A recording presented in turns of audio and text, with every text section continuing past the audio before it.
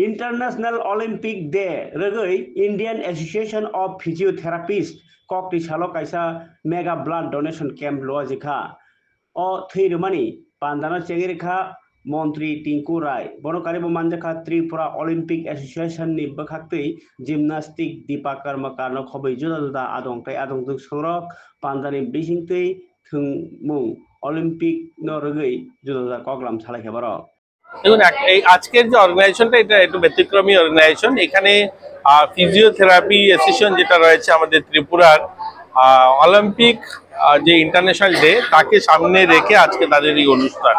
দুটো অর্গানাইজেশনেই তারা পাশাপাশি একটা যারা খেলোয়াড়রা নিয়ে কাজ করেন আর একটা যাদের খেলোয়াড়দেরকে সুস্থ রাখতে যারা কাজ করেন।